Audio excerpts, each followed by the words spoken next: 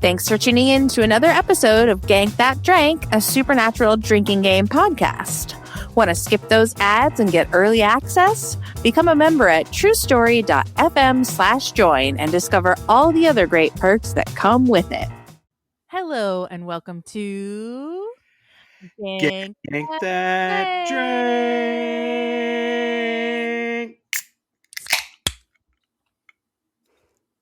Your crack is always so much better than mine. I'm a professional cracker. That's such a weird sentence. That should be our pull quote from this episode. Your crack is always better than mine. There's so many possible meanings. Welcome to Gank That Drank, a supernatural drinking game podcast. It's the podcast where we make up drinking game rules for our favorite episodes of our favorite show, Supernatural. We tell you what the rules are. We recap the episode for you and all of its splendor and glory. We tell you how the rules played out. We rate our drinking games, not rank them. And then we tell you what's up for next time. That's what we do. That's what goes on here. Yes, it is. But tonight's a very special night.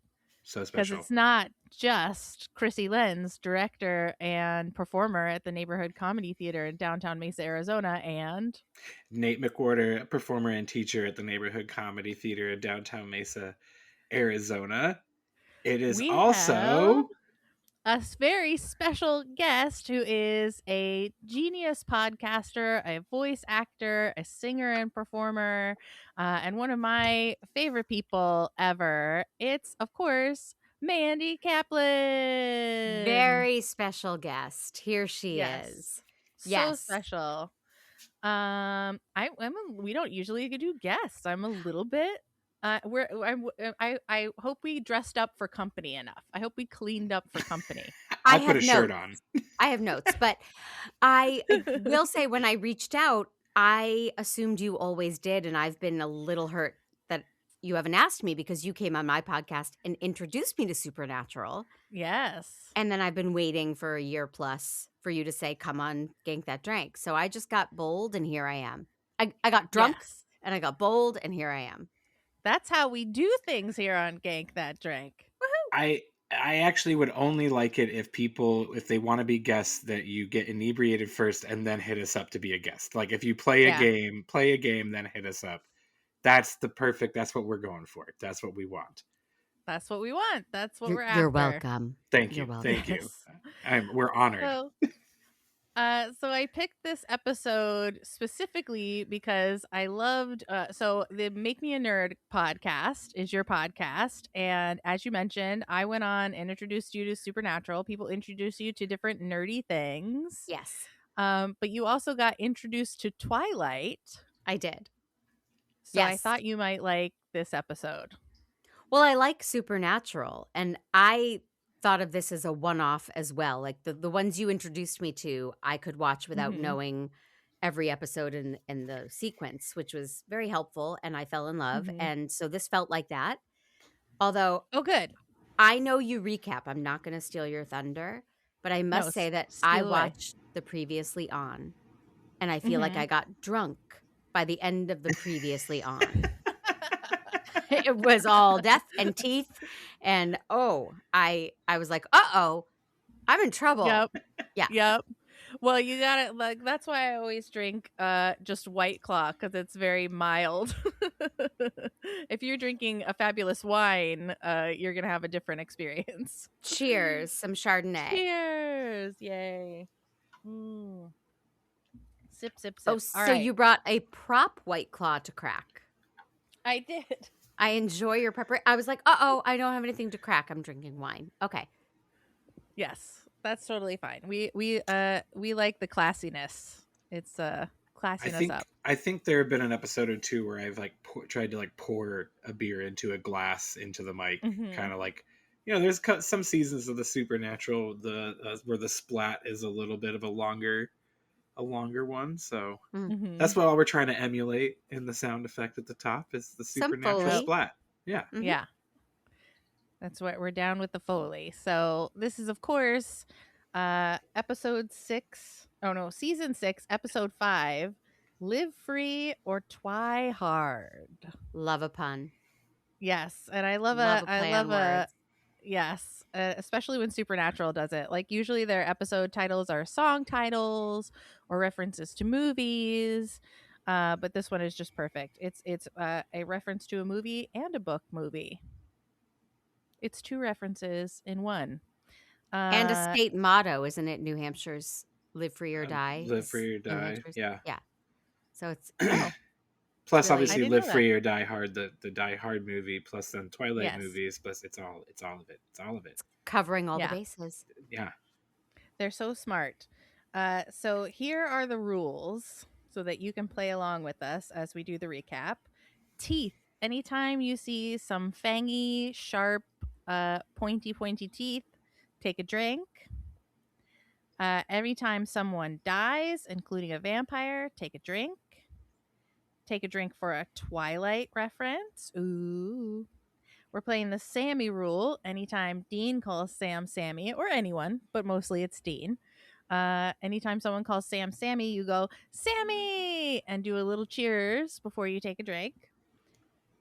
Take a drink anytime someone says father, which all happens at once. It's like you're just chugging for a minute. Yeah. And then, of course, take a drink, double your drink, or do a little shot, or finish your drink, or whatever you choose to do for the l'chaim that comes at the very end. All right. Are we ready to go? Never been readier. Okay. So like we said, this is season 6, episode 5, original air date, October 22nd, 2010. So this is one of them oldies. Ooh. Written by Brett Matthews and directed by Jan Eliasberg. All right, so good work to them too. I do like to sometimes mention the alternate foreign titles, and they're really good for this one. So in I'm reading them now. In German, it was called Vampires Don't Cry. In French, it was called The Alpha. Okay. In Hungarian, it was called From Twilight to Daybreak. In Polish, it was called Bloody Trap. Hello. And in Italian, my favorite, Everybody Crazy for Twilight. Oh, those subtle Italians. Yes. Everybody crazy for Twilight. I'm Italian. I can do that accent. It's fine. Okay. All right. So here we go. Live Free or TwiHard. Then we get a flashback from way back in the day. Gordon gets turned into a vampire. Mandy, do you have any idea who Sterling K. Brown was or what he was doing here? No. I don't think I even registered him. Yeah. Now I'm like, did I watch the right episode? You did. I don't remember him. He is the guy at the very beginning who's the first Fangs we see. Okay. But he's just a flash. He's a flash in the pan. He's there and gone. Sam reveals that he's working with their grandpa, Samuel Campbell. Or grandfather. Grandfather. Oh, you caught some I didn't catch. Take a drink. We see Fangs again. And then we meet Lisa and Ben, who are Dean's sometime family. Whenever he gets a chance to have a little bit of normalcy, he goes to Lisa and Ben.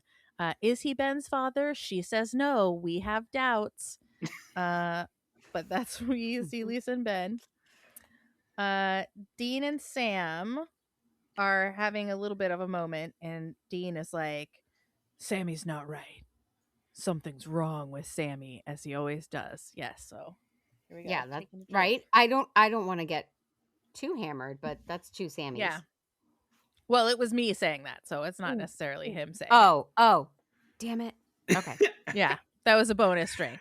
Thank you. I hope people also play the rules of the games with us. Like, if we say Sammy, during an episode. Or every time we show our teeth. Yeah. I hope. Fangs. Doing it. Yep. So we're at now, and we're at a vampire bar. It's so cheesy and moody, and it's such a cool set, and all the extras are dressed chef's kiss. They all look like sad emo vampires. Kristen, it looks like a set piece that would be on Buffy. Like it does. Right. It looks kind of like the bronze, like a almost nicer with the bronze. An elevated or charmed. Because I think about the Buffy bar that always bugged me was that it's like, why are there teenagers allowed in here? Right. Why are these high school kids allowed into this bar? This bar can't be that cool. But the Hallowell sisters on Charmed own a bar, and they often all congregate there. So I have not seen Charmed. I'll make you a nerd about Charmed. Okay, perfect. All right. I've been tempted to, but I've never delved. Well, we're going to delve. Okay, perfect. So she flashes her fake ID, and it's the fakest fake ID that anyone has ever faked an ID for. It's like an older Asian woman, and she's just like this 17-year-old girl. But it works anyway. She drinks her drink, and suddenly Robert is there. And they have the most awkward Twilight-coded conversation. And their names are Kristen and Robert. Yes, I caught that. So hello. That's a Twilight reference. Take a drink. Caught those. Thank you. Yes. But you don't have to drink for the whole scene because it's all a Twilight reference. It's just like that scene where they're in the restaurant eating the mushroom risotto or whatever she's eating, and he's like, I know you, but we can't do this. You can't be part of this world. I'm scared to love you. And it's so cringe. At some point she says, intentionally so. Yeah. I mean, 100%, they are winking at this, so that's nice that they're not trying to achieve actual drama. Yes. Yeah. And I love the part where she goes, I'm 17. I can make my own decisions. Oh, God. As parents. Yeah, as parents of a 15-year-old, I'm like, oh God, I hope he never gets into vampires. I went through a vampire phase for sure. I love that. Yeah. I want a shirt that says supernatural. It's not. We're not trying to be as dramatic as you think. Whatever you just said, I want that as a shirt for supernatural. We're not trying to be that dramatic. We're winking at it. At it. She gets a paper cut. This is a Twilight reference as well to Bella going, paper cut. I'm the clumsiest person in the world. Oh. Yeah, that's and when that happens in Twilight, Nate, she gets attacked by Jasper. I had a feeling it was a reference. It seemed very winky as I was watching it. I'm like, there's several things I didn't know for sure. And Abby was watching with me. She didn't know. But I was like, I probably could have picked out all these moments and been like, yeah, that's probably a reference because they wink at it so hard. Yeah, they do. Yeah, they do. And he turns away and just, I have to go. And then it's sometime later because we get to see the moon get covered over with smoke, and that's the passage of time, I suppose. And he comes back. I can't stay away from you. And she's like, so don't. And he goes, let me show you my world. And off they go into the night. Into the alley. So romantic. Yes. And he has dropped all the pretense. She's like, so this is where you live? And he's like, yeah, sure. Is there going to be velvet? You bet. Whatever. And he's just over it and trying to get her back to the lair. To the nest, as we call it on Supernatural. And the big vamp, who's named Boris, comes out and goes, nice work, Robbie. Robert, she says, isn't this what you wanted? He says, as he opens up his big duster to envelop her. And what do you know? They've got fangs. Woohoo! Yum, yum, yum, yum, yum. I already have to pee. Okay. I can't. When I drink, I though. pee. I should have worn a diaper. I should have thought ahead. I apologize. Okay. I should have shipped you the special Gank That Drank branded diapers. I would have appreciated that tremendously. Yes. So we cut to Dean on the phone with Lisa. I'm a night's drive away. And she's like, I can't wait to see you. This phone thing's getting old. So they're planning to meet up. And when we're happy that Dean is still getting to have a little bit of time, at least with Lisa and Ben, because he was basically like living with them before Sammy came back from hell and having a somewhat normal life. And then Sammy comes back from hell and it's like, oh, we have to go do this hunting thing again. Sorry, Lisa and Ben. I'll catch you on the flip side. So Sammy brings him and I'm just saying Sammy, that's not canon. And he brings a case. 6 girls are missing in 7 days, and 1 more girl is missing as of today. Dean does say something really creepy, right? What does he say? He says something like, there's a lot of flavors of ice cream, Sammy, and they're talking about like 16-year-old girls. Oh. Yeah. Yeah. I think he says they're all cute or something. He says like they're all good looking. Mm-hmm. And then he says there's lots of flavors of ice cream. It was like 2 weird things back to back. And Sam said something really weird too, because he's like, they're all 1 shower away from glory. And I'm like, who wrote that line? That's so weird. I don't even understand that. Like that. Yeah. I don't either. I think he's implying that they're greasy emo girls. Oh. So they're with Kristen's dad now, and he's like, you try and raise them right. Girls are hard. And it's like, okay. But they're not in suits. Did you notice that the boys were like not using agent names? They're not in suits. They're just 2 guys in Carhartt jackets off the street asking questions about his daughter. Yeah. And he's just like allowing it. They should have been in their suits. Yeah, I guess I didn't pick up on that. Yeah, you're right. They should have been. I thought that was weird. Huh. But they get into her room and it is a vampire bonanza. There's just pictures of like all these dark, broody men all over and like these sort of like simpering women who are cuddling up to them, and it's all black and red and it's very dramatic. And when they open her computer, it screams. And they break into her computer with the code Pattinson, a Twilight reference. They try others. They try Lautner. They do. Lautner and Dracula. But they get in with Pattinson and they find her correspondence with Robert. And it's like all about reading her poetry and like, I want to be with you, but I can only meet you at night. And they're trying to determine, is this just a regular creep or is it vampires fishing for victims online? And they're like, well, it could be vampires fishing for victims online. It would work. Look at how steeped in the tea she is. Like, they'd be easy pickings. There is also a To Catch a Predator feel to it, like, or it could just be, a sting operation, or, I mean, it's, I think I view everything as a parent now and I'm like, oh God. But yeah. Yeah. Please don't ever let my children be in one of these chat rooms. Right. Where they're susceptible.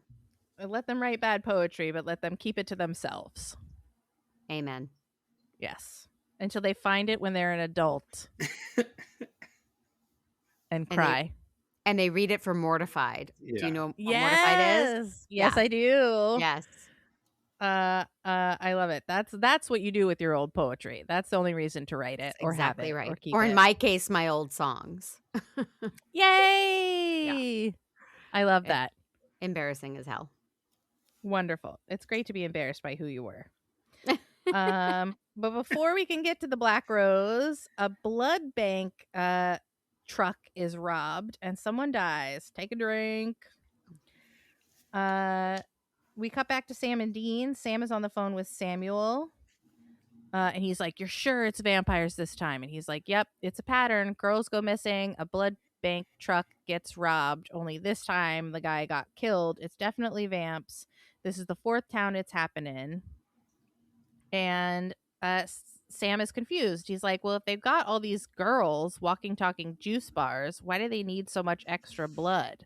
And they can't figure out. But Samuel is, of course, just like, well, find the nest, figure it out. I'm not here to help. By the way, played by star of the X-Files, Mitch Pileggi. Am I saying that right? Mitch Pileggi? Pileggi? I think there's an I. Is there not an I? Am I wrong? Pileggi. Yeah, Pileggi. Yeah. Who we all know and love from Twilight. Skinner. Not Twilight. Yeah. Not Twilight. Why did X-Files. I say that? You said X-Files. Never seen X-Files. Yeah. Oh. You got to get Nate on there to do that one. I love X-Files. X-Files is pretty good. And you could really curate some fun monster of the weeks that you don't have to get like too deep in the lore for. There's so much crossover. X-Files, Supernatural, obviously some producers that are similar and the same. And so Kim Manners, who's a producer of Supernatural, is also was a producer on X-Files. To a lot of people who have worked on both shows, including actors like Mitch Pileggi. Fantastic. Yes, X-Files is wonderful.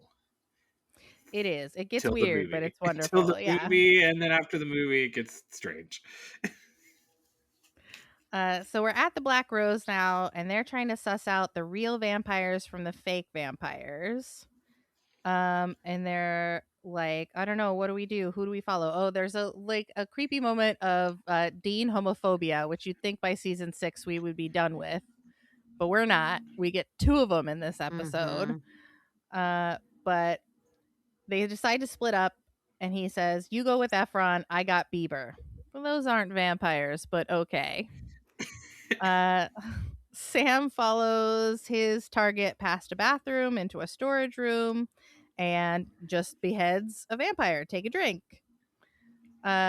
Dean's vampire is a fake, and he's like, take those teeth out. Are you wearing glitter? And the guy says, I just do it to get laid. And Dean says, does it work?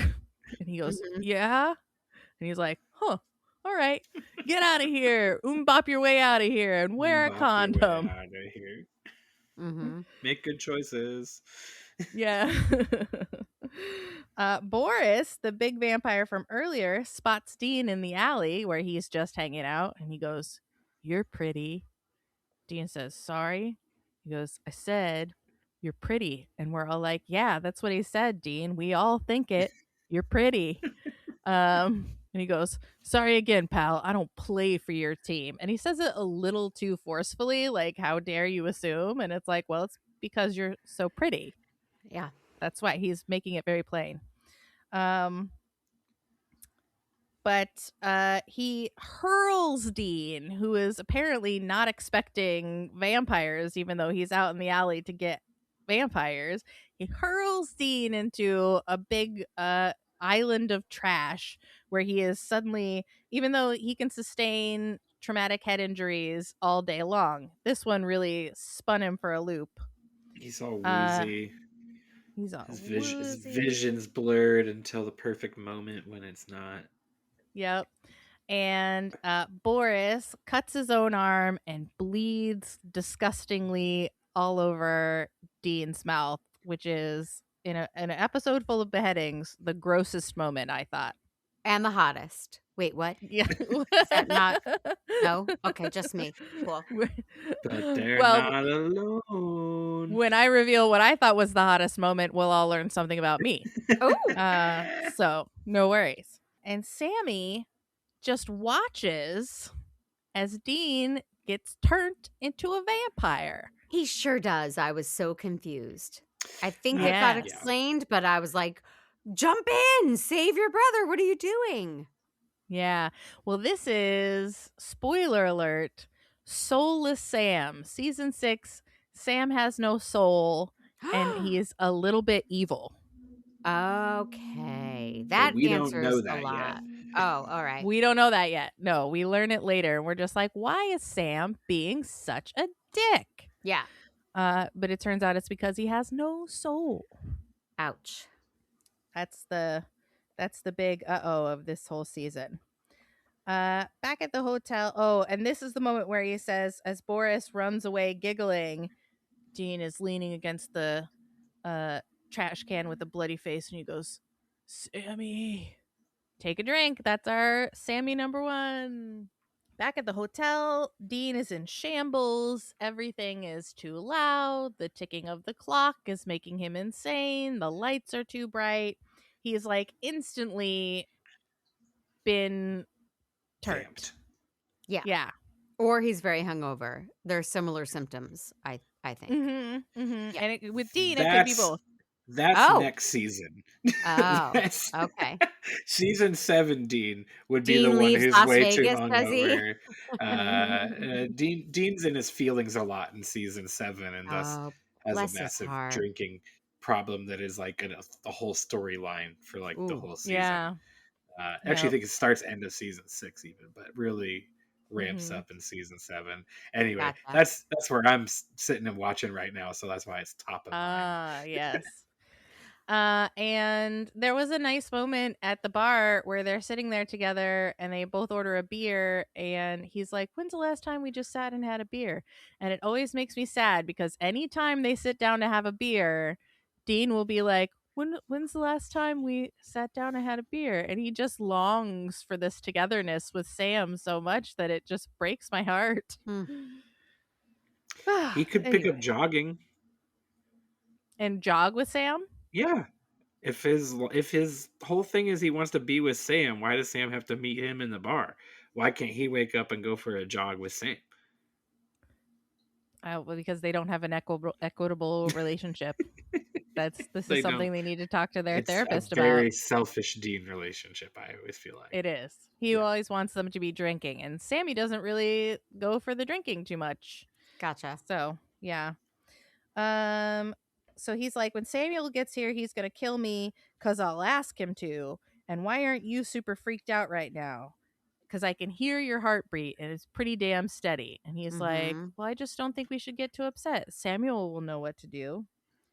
How does it feel in a creepy, creepy way? And Dean's like, not good. Newsflash, Mr. Wizard, vampires pee. And he sneaks into the bathroom where he sees a tiny little Fang, just a little baby Fang. Take a tiny little drink. Observation. Just a little tiny drink. It's a very close up on his mouth with the Fang, and he had not flossed. And there is gunk in between his teeth. Oh, Jensen. If I were a Jensen gal, this would have killed it. Whoa. Would it not make sense that Dean himself would probably have a little... I wouldn't think that Dean would have the pearliest of pearly whites, right? It's so this is a character choice. thing. This is a character thing. It's probably not even his mouth. It might not be. If it's a close-up shot, no. But I'm just saying, I went, when I saw gunk in between his teeth. Okay. I would say that's probably a choice for the character, I would say. Yeah.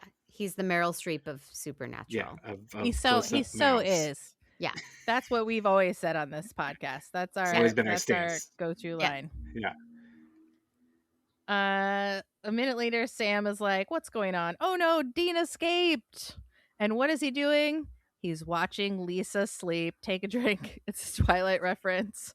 Of course I missed it. Yeah. I was definitely like, okay, this is the hottest Dean's ever looked when he's just like standing there, like brooding over her. I was like, oh no, what does this mean? Make these feelings go away. It's my vampire phase coming back to haunt me. Yeah. He says a weird goodbye to Lisa, and he's like, I just want you to know, thanks for everything. And Lisa's like, okay, you're being super weird to a guy who has been nothing but super weird the entire time they've known each other. I think she should just expect it at this point. And then he says, oh God, I'm Pattinson. Sexy smolder. The fangs come out. Take a drink. And he's like, I have to go. And then the hallway, he pushes Ben, and they have a little incident where he pushed Ben against the wall so as not to hurt him, but they don't know that. Right. And he runs away. Samuel is at the motel, and he's like, you can't even watch your own brother now. And they reveal that Dean won't fully turn until he drinks human blood. Dean appears in the corner, still looking very sexy and smoldering. Don't worry, I didn't drink anyone on the way home. And they're like, good. Are you gonna kill me now? And he's like, well, I could kill you, or I could fix you. May I ask a question? You may ask several. Why are they both named Sam? Samuel and Sam. I don't know. I guess maybe he was named after him. Yeah, Sammy's named after Samuel. Okay. Yeah. All right. Carry on. It does make it confusing, though. I was a little thrown, but... And he's only in season 6. Oh. He had to get back to X-Files. Yeah. He had other work. He's like, you get me for a season, and you get me every other episode, maybe. Mm-hmm.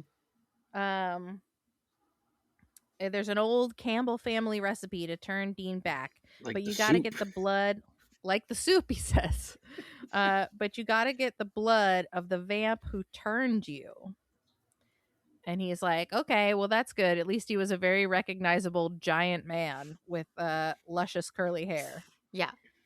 Looks like a wrestler.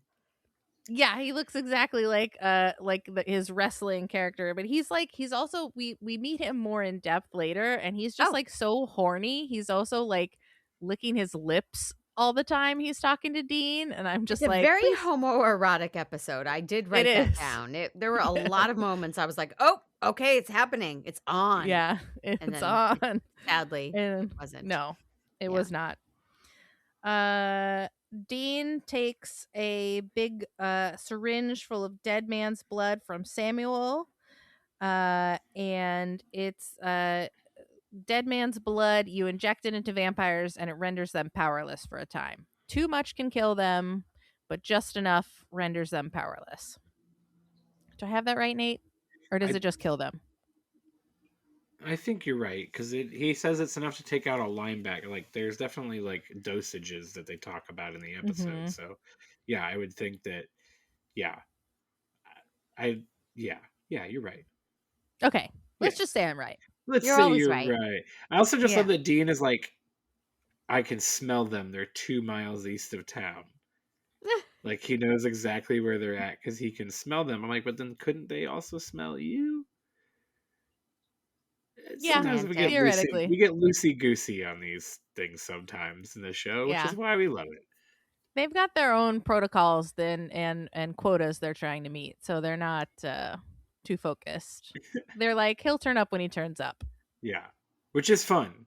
It's a little Rounders-y when he finally does show up to the nest. I mean, it's like, reminds me of Rounders a little bit. A little bit, yeah. But it's also that energy of how kids on the playground make up their own games, and they're like, no, because my foot was on the sand, so then I'm safe. And, they just make up rules. Mm-hmm. That's what you have to do to tell these stories. You just make up rules. Yeah, like, we can cure a vampire. As long as you don't drink human blood, we can totally cure you, which means we can turn you into a vampire more than once. Or cameras reveal ghosts, but only sometimes. Because, like, we talked about this. Hollywood Babylon. Hollywood Babylon, right? Well, then I was watching an episode where they do see a ghost in a security camera later on. And I'm like, oh, so there's another instance of it. But, like, this isn't always what happened. Like, no. Yeah, it's so Otherwise, funny. They could just walk around with their cell phone cameras. And we'd just be seeing ghosts constantly. Right. And so would everyone else in the world, though. Would be. Right. Yeah. Yeah. So, after Dean leaves, Sam and Samuel have a weird little BM scene, which stands for boy melodrama. Okay. where he's like, did you know that I could change him back? So you let him get turned so that we would have a man on the inside? And Sam's like, what? Me? No. What's wrong with you? And it's like, okay, you're overselling it a little bit, Soulless Sam. Not very convincing. So Dean goes to the vamp's nest and he bumps into Robert, who is just casual as can be, and he's just having the time of his life. He's like, sup, Boris told me to look out for you. They fist bump and he offers him blood bank blood. And Dean says, no thanks. I killed so many people on the way over here. I wrote that down with a big LOL. I love the way he delivered it. Dude, I didn't know you were Russian this frat. Awesome. Yeah. Like that's totally the energy of Robert. Yeah. Like no one in this episode is living their life as awesomely as Robert is living his, right? Like he's This is his peak. This is what he was meant to do. Oh yes. I want Robert to exist in the What We Do in the Shadows universe. That was actually what I was hoping. I was like, just this character, maybe Boris could be fun in that universe too. But if I could just take this Robert character and put him in the house with Nandor and Laszlo and everybody, like that would be fun because I dig this guy. Boris would fit in though. He's horny enough. Oh yeah. So Robert says the company line is, we don't just kill people anymore, but you gotta tell me what that's like. And so we start wondering, wait, they're not killing people? What are these weirdos up to? And he's like, don't worry, they're just jealous because the recruiters get to bang all the chicks. And that's what you are now. And he's like, recruiters? And he's like, yeah, we bring in the chicks. And Kristen, from the beginning, is now with Boris, writing poems to other girls on the internet. And there are various girls in cages. And Boris is like, Robert didn't tell you? These are the best days to be a vampire. We're Prince Charming with a Volvo. Twilight reference. Yes. That's one. Did you catch that one? I figured. I'm like, there's no way that's not a reference to, Yeah. I think I even remember Volvo commercials running during that were like Twilight themed running when it came out as well. I think I actually remember that. So I definitely caught that one. Excellent. He's like, they want us to be Prince Charming with a promise ring, so that's what we deliver. You go and get them. You bring them to me. And I turn them around and they get me boys like you, and around we go. And then he's like, I just implement. It's all his plan. Our father. Father? Here we go. Father. Yeah, here we go. Father. I'm out of drink. I will have to go get another drink to continue this episode. Oh, well, I only have a page and a half left. All right. Okay. So they say father a bunch of times as they all fall to the ground and go just unconscious. But this is but right before that happens, Dean reveals the dead man's blood, and a single drip alerts Boris to his plight. So the father actually ended up saving Dean from getting killed by Boris. Why? No one knows. Just so Dean wouldn't die, I guess. But they have a weird, creepy vision of like twins from The Shining. Right. Yeah. It's very Kubrickian like montage, right? Very much like a Clockwork Orange style.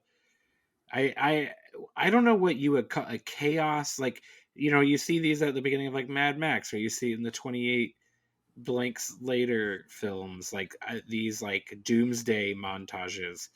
Is there a name for those? Like, is there an industry term for that? If there's not, there should be. MAGA? Doomtage? Well, yeah. Hello. Sorry. Oh my goodness. I always get so creeped out by them a lot of times. I'm always just like, ugh, they make me feel like probably the way they're supposed to make me feel. Right, yeah.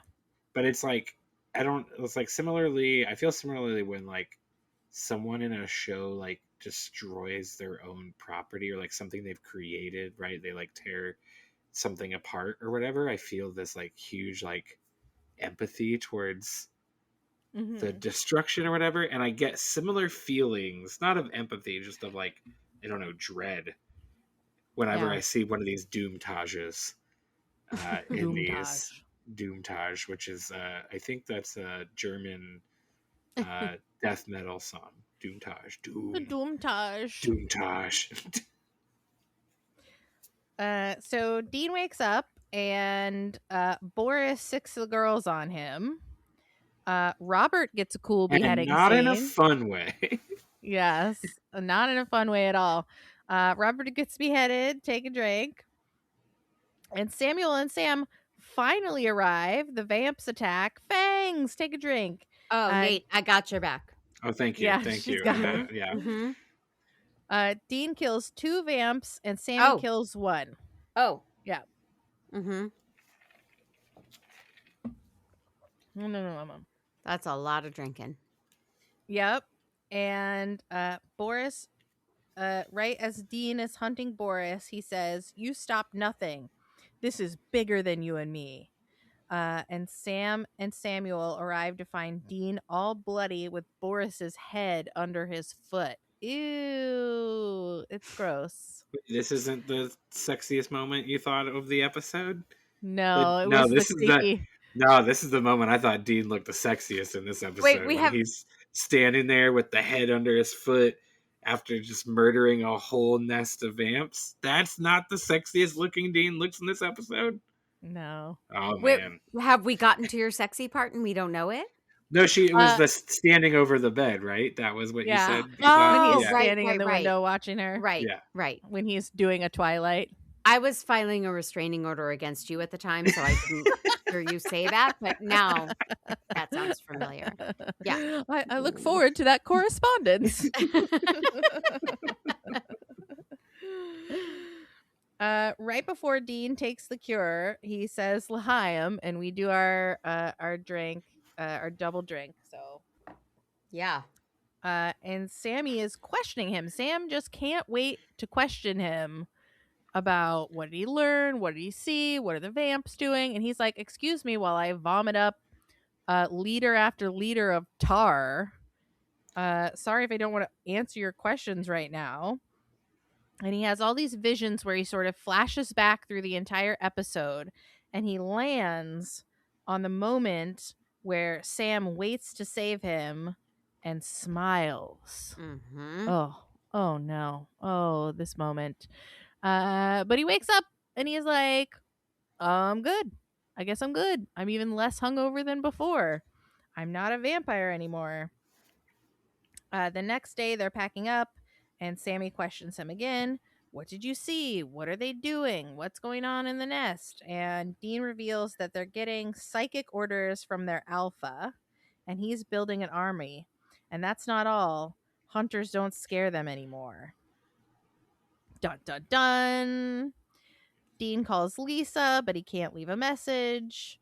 And Sam comes up and like, how'd it go with Lisa? And he's like, it didn't. And he goes, but I can always count on you, right, Sammy? You did say Sammy. Take a drink. You always got my back. Yeah, of course, Dean. And that is Live Free or TwiHard.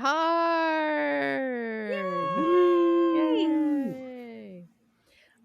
Some of the other actors in the episode are Cindy Sampson as Lisa, Nicholas Very Vilaya.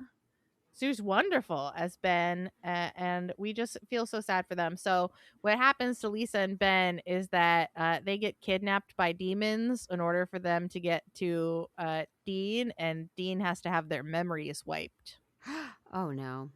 Yeah, so they don't remember him. Rick Worthy as the alpha vampire. Elise Gayton as Kristen Powell, Kristen. And Robert was Charlie Carrick. And Joseph D. Reitman as Boris. So those were all our actors. All fine performances. Yeah, what did you think of the acting and the tone of the episode in general? totally fun, campy.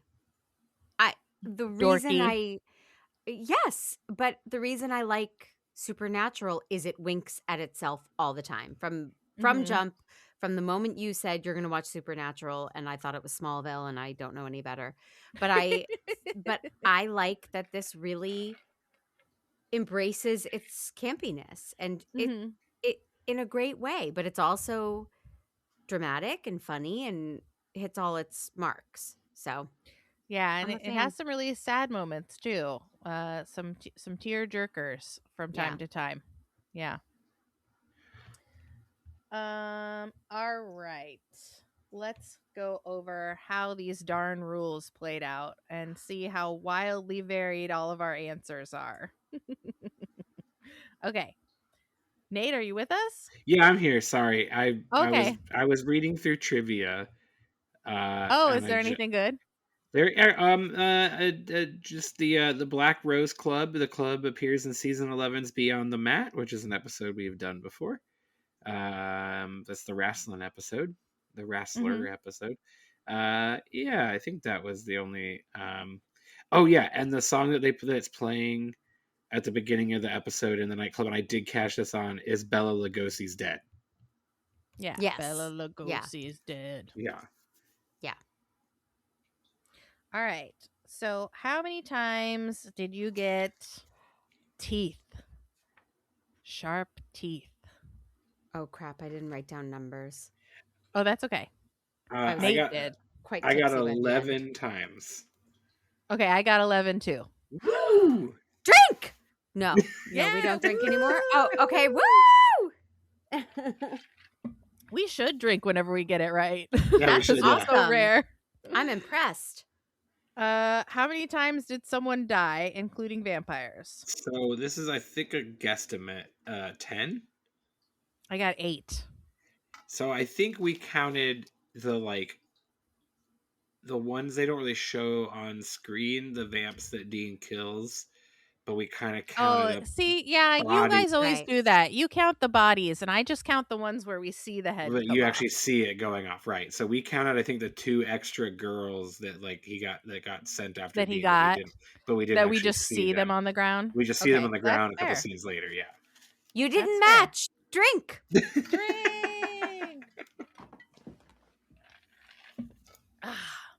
How many Twilight references did you get?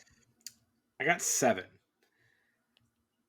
Okay, I got 5. How did you get more than me? So I counted when he says, when Dean was like, "Are you wearing glitter?" Right. I didn't count that. I counted that's that as definitely a reference. One. Yeah. Okay. So and then like I said, like you were saying, that whole first sequence. I mean, I guess I counted the names I think I counted each of the names separately. Oh, I counted the names as 1. You counted the names as 1, and then the conversation as 1, probably, right? Yeah. So I guess we're probably equal on that, because I don't think I counted the conversation, but I kind of just knew.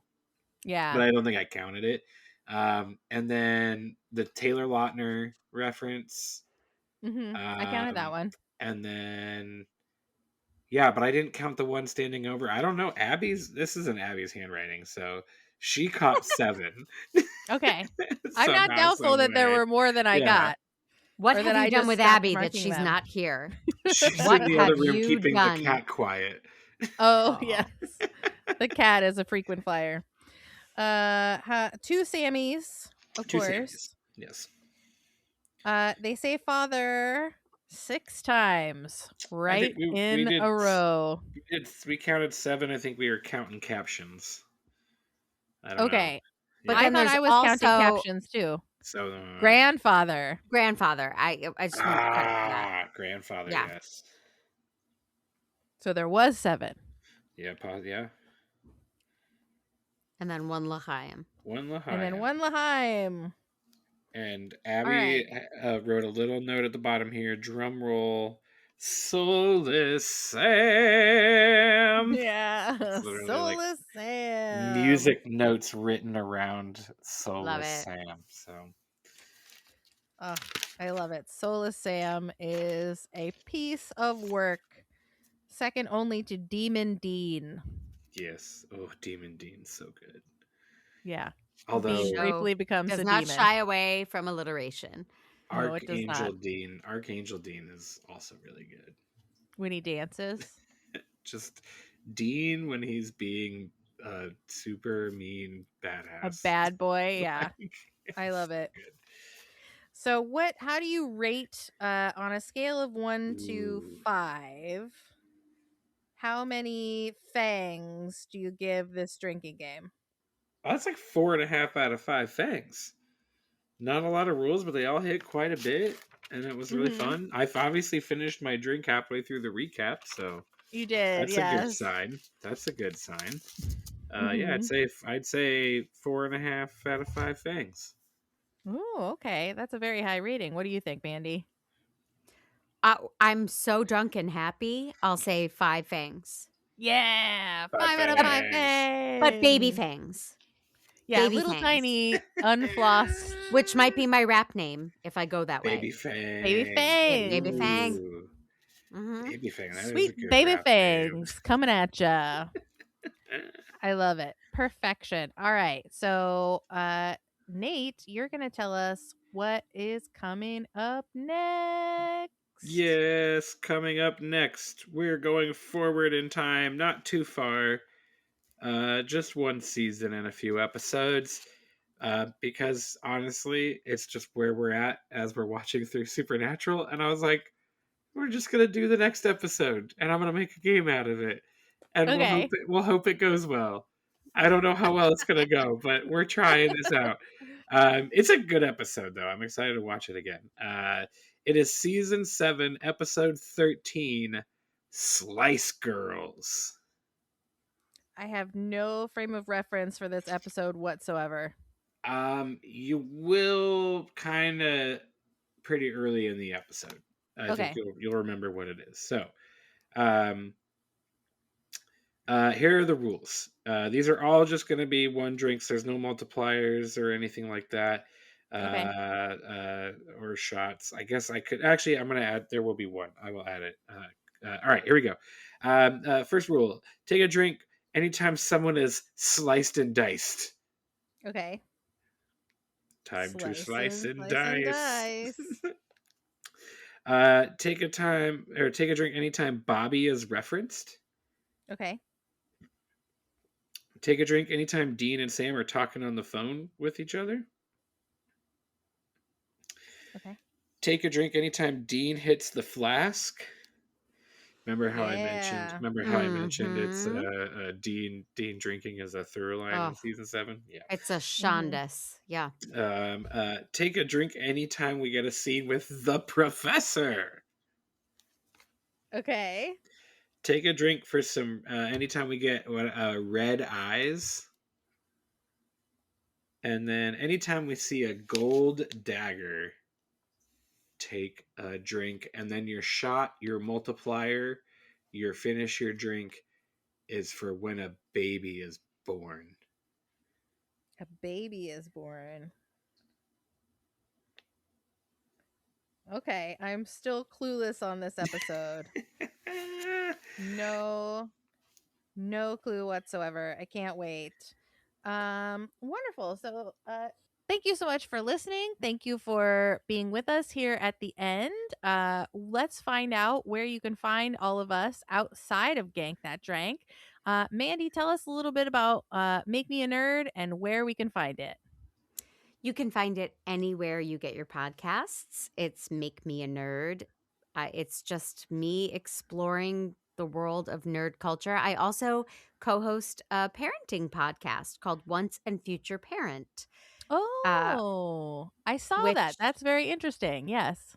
It's fun because our host, Matthew, is just having their first baby, brand new. Wow. Mm-hmm.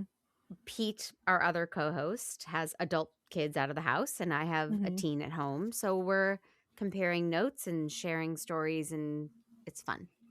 I love that. That's wonderful. Yes. And it's called Once and Future Parent? Once and Future Parent.